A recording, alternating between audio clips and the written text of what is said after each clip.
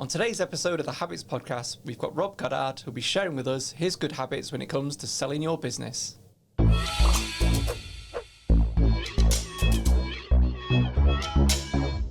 So thanks for joining us, Rob. First things first, what qualifies you to be our expert when it comes to getting your business ready for sale? Well, I've spent last 20 years selling businesses, 357 as we record today.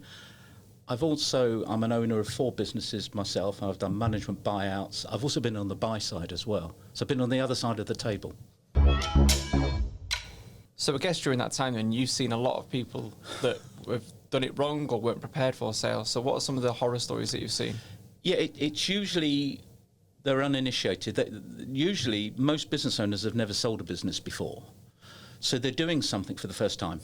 Yeah. And because they're good at selling their products and services in their own company, they automatically assume that selling their business is just the same. And it isn't. So the things that come to mind, the things that don't work, is number one is that the business owner is the center of the universe. They are a legend in their own lunchtime. That works for them. They build a lifestyle business, but they are building a prison. Maybe a golden prison because they're taking $250,000 out in dividends. Yeah.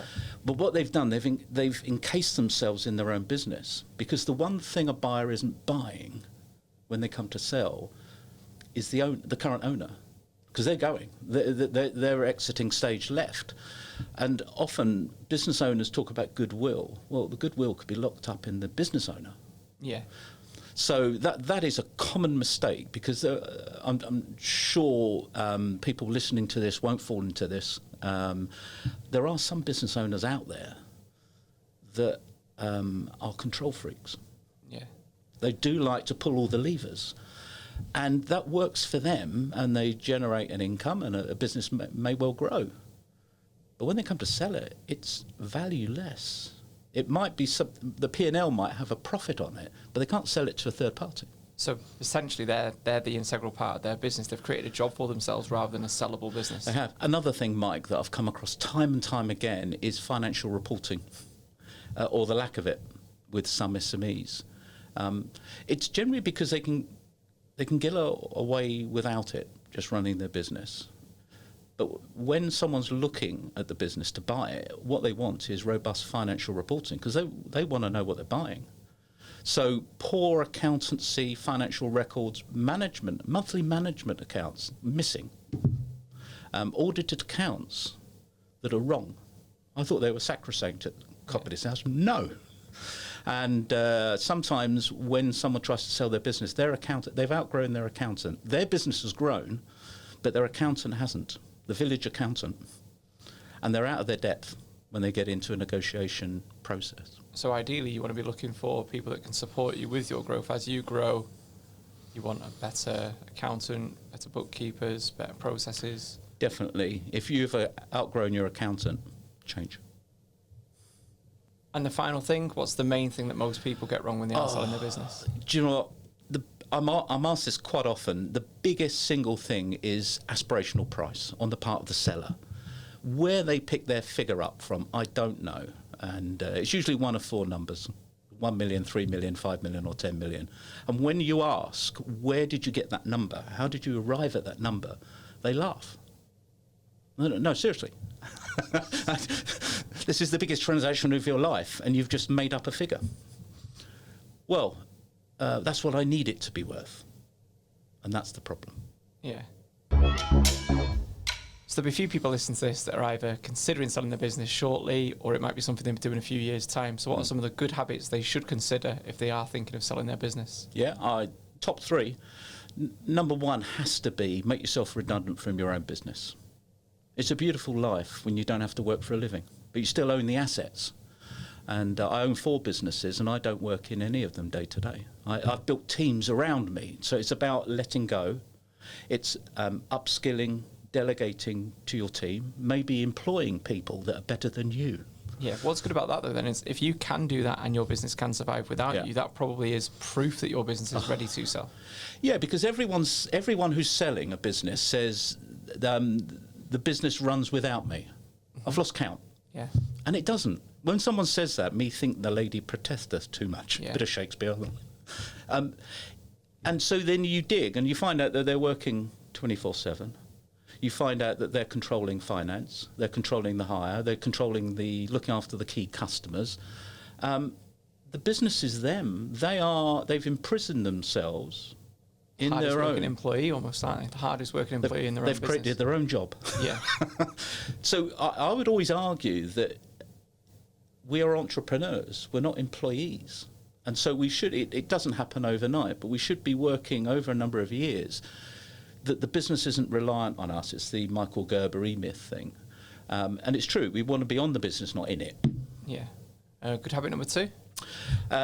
Get robust financial accounting systems. Management accounts, it's the bane of our life sometimes. And in fact, it's a qualifier for us not to take on a project. We're very selective who we take to market and when. And one of the common things is the accounts don't stack up. Yeah. Either there's no management accounts, so we educate the client as to what they need, or educate their accountant. And if the accountant's not up to the job, change your accountant. That's one solution. Yeah, so one thing with there, you could have it would be ask your accountant to provide management accounts. Yes, that's a good leading question, because when they say, what?